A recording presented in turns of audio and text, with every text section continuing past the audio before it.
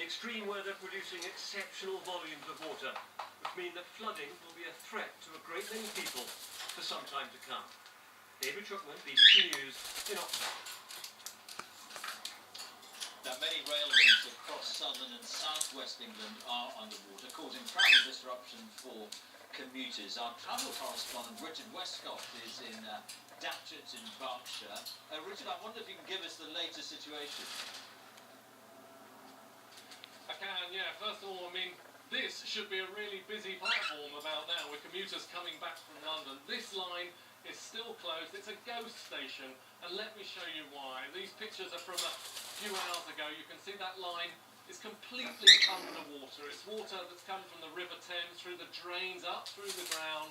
One of those very good. Obviously, they can't mix the electricity with water.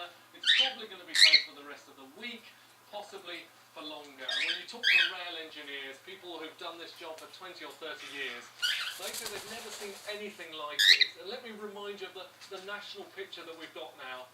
You still cannot get in or out of Cornwall on a train. You still have problems, big delays going across Somerset and Devon, lines still underwater. And now, across the Thames Valley, especially the trains going into Paddington Station in London, we've got big delays, we've got signals out. And these are some of the busiest trains in the country, some of the busiest commuter trains. The worst news of all, I'm afraid, to finish up with, we're going to have weeks of problems, and even when the water goes, they've got to go in and fix the issue. So we're going to have weeks, if not months, of delays still.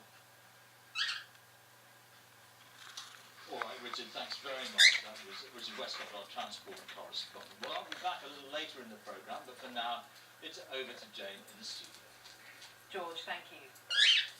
Now, the rest of the day's news. And a mother from Lancashire and her boyfriend have been arrested on suspicion of manslaughter after the woman's 11-month-old daughter was mauled to death by a dog. Ava Jane Corliss was in bed in a house in Blackburn last night when she was attacked. Police say the dog was a type of American pit bull. Judith Moritz reports. This is baby Ava Jane Corliss, who died last night after being mauled by a dog.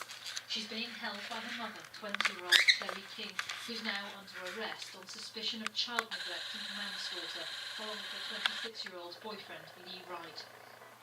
11-month-old Ava Jane was attacked while asleep in her bedroom here late last night. Today, a dog cage left in the garden was the only reminder of the American pit bull type dog responsible. It has since been destroyed. Neighbours spoke of their shock, but also told us that they've been frightened by dogs which were kept at the house. A few of them, they came into my garden and they kissed me as well. And I was really scared, and my kids were scared as well. I've seen all the police vans arriving, police cars a lot. Obviously, we get the dog out of the house and stuff like that. He was getting pulled out of the house cuff and put in the back of the van. Lancashire Police will now examine claims that they've been called on previous occasions by